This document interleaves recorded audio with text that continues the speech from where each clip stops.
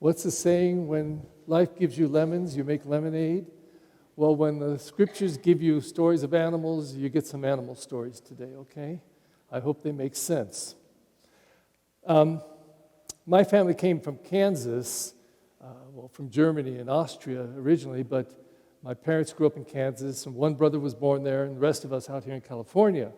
When I was 14, I went back to Kansas for the first time with my parents, and I met all these many cousins I had. Both my parents had 13 brothers and sisters. And I experienced for the first time farm life directly.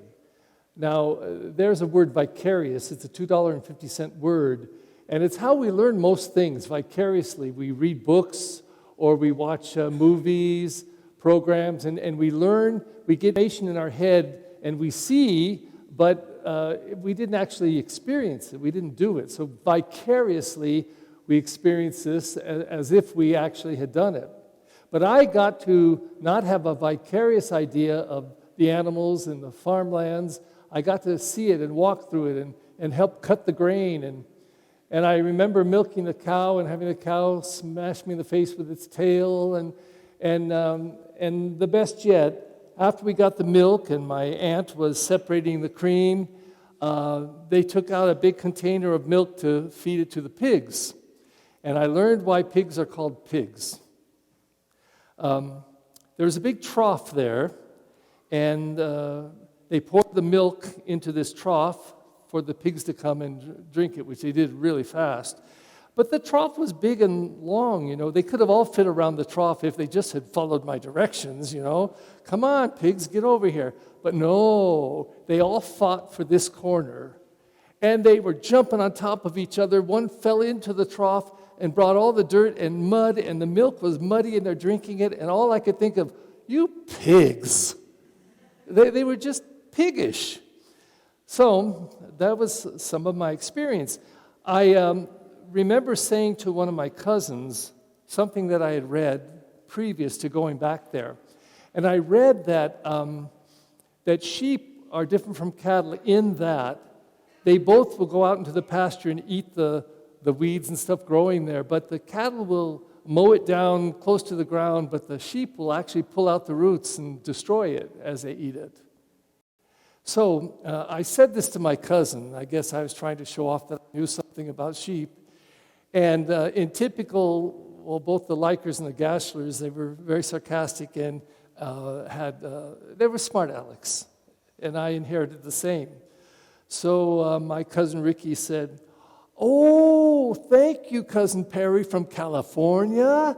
Thank you for teaching us about the sheep, because I didn't know this about sheep. Now I know, and we got to be careful of what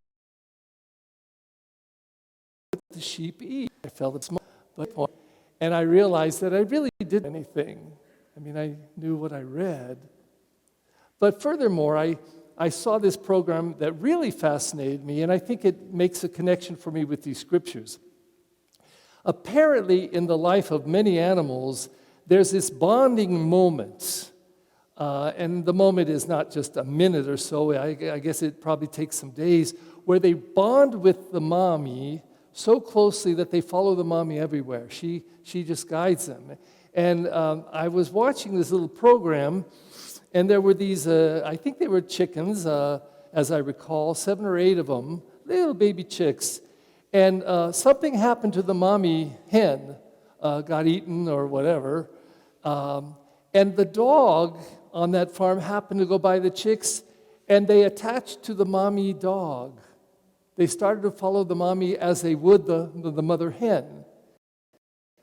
And funny, the dog and all these little chickies are walking like this, following another straight line. I didn't know that about them, but there's this need to bond and to follow. But so much a part of who they are as these little chicks, it's not like they intentionally say, well, we should wake up and follow mommy dog today. It just happens. And I think that for me makes the connection with the scriptures today. Faith isn't something that should just happen. We're unaware. We come to Mass because it's Sunday. We receive communion because it's communion time. We do these things because, well, that's what we do. We should be asking the question to everything, why? Why do we do that? Why do we say that? Why is this important? Because I think faith is a very intentional thing, that we hear, we listen, we take it in, and then as it begins to call us, we respond. Jesus was like that, and these scriptures are like that today. The first reading tells us about Peter, and he had been in the town, and he and John had been arrested, and he kept going out to preach to the people, and today he gets right in their face. He says, this Jesus the Christ, he's the Christ the Lord, and look, you crucified him, you put him on a tree. And for whatever reason in this confrontation, they responded, well, what should we do? And Peter's response was, you must repent and be baptized. And after you're baptized, the Lord will come upon you and pour out his Spirit, and you'll be filled with the Spirit of God. But you need to respond. You need to respond. Similarly, in the second reading, Peter is addressing the Christian community, and he tells them that they're going to struggle and suffer. But he says the model for you of how you are is live on the cross. They insulted him, he didn't insult them back. They hurt him, they were killing him, and he didn't respond and turn against them. In fact, he handed himself over willing to God. And in Matthew's Passion, we hear the words, Father, into your hands I commend my spirit. Now, Jesus says in the gospel today, seizing this image of the shepherd and the shepherd gate, I'm the good shepherd, I'm the gate. In other words, when I bring the sheep in from the pasture, they pass through the gate, they pass through me into this protected area where they won't be eaten by wolves. And then in the morning, I lead them out, and they follow me because they recognize my voice. I call them by name, and they hear me, and they follow me. Maybe like those chicks. They understand, and they take my words into them. And this is the image, metaphor perhaps, the image of what we're supposed to do, he says. I ask you to listen to me, to open your heart and hear. Now, when we do that, we have the chance opportunity to conventionals. So, for example, when we look at the cross, it doesn't make great sense what he says on some level. I mean, we learn to protect ourselves. We learn to get back and fight for things, and there is a place for that. But we need to be very careful what happens in our soul. I mean, that most interior part of us. Because if somebody hates me and then I hate back, I'm just the same as they are. If somebody hurts me and I hurt them back, or maybe double up on, I'm just the same as they are. And they manage to infiltrate me with their filth. And Jesus is saying there is another way. There's another way. Forgiving and blessing instead of cursing and paying back in vengeance. There's another way. Jesus invites us, I think, and it's very interesting in this season of Easter because we have these 50 days from Easter, the resurrection, to Pentecost, the pouring out of the Spirit.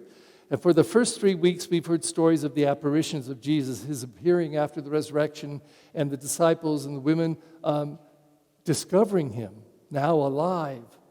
If we jump to Pentecost, it's the day that the Spirit comes upon the early church, and it's prepared before on Ascension Thursday, which we celebrate, calling it Ascension Sunday, because the church in the United States really wants people to get this feast. Because on this feast, Jesus says, I got to leave if you're going to receive my Spirit. I have to leave and then send my Spirit upon you. And then we get these 2 Sundays, this week and next week. And this week, Jesus uses this image. I'm the sheep gate. I'm the shepherd. Follow me. Hear my voice. Recognize my voice. When I speak, listen. Take it in. Absorb it. Why, Lord? Why, Lord? Why? And discover its truth. And then in response to this Sunday, next Sunday, we have the story of Jesus preparing that he had to leave. And he says, I'm going to leave. I'm going to prepare a place for you. And when I go, I will come back sometime and I'll take you there with me. And then Thomas, the doubter, this is a spoiler alert, but this is what he'll say next week. Lord, how can we know we don't know where you're going. How can we know how to get there, know the way? And Jesus will say next week, I am the way. I am the way, the truth, and the life. So that when we hear that, if our response is, Lord, and I want to follow, Lord, where is it that you're going? Where are you taking me in this? Now, in my opinion, I think the place that becomes perhaps most important is that place of the cross. And the cross takes a whole bunch of forms in our life. We're misunderstood, we're judged, we're condemned, we're put down, we're ridiculed. Somebody rejects us, angers us, hurts us deeply. And whenever that stuff happens to us, there's some automatic reactions that take place.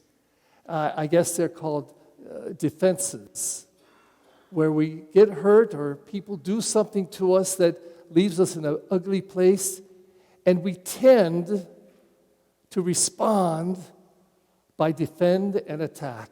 It just is kind of a normal response. But I believe that Jesus wants to come right to that spot. He wants to go right up on that cross and our cross and lead us, to call us by name, to maybe discover a different place.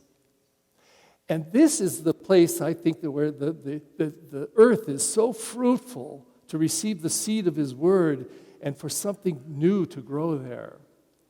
And we can discover, and maybe it's not all the time, it's probably never perfectly, but we can discover a new way, a different way, a way truly of love and forgiveness. And there's a lot of fruitfulness that comes out of that space. But it doesn't have, it really has to be in. We must want it. We must seek it. We must reflect upon it, look at that cross, study that cross, and listen to those words and say, Lord, how'd you do that? Why would you do that? How can I do that? Because when we begin to seek and want and look and listen in that way, that's when I believe we have the opportunity to receive that life. But not only us, but for that life to come to us and come through us and be a gift of life to others.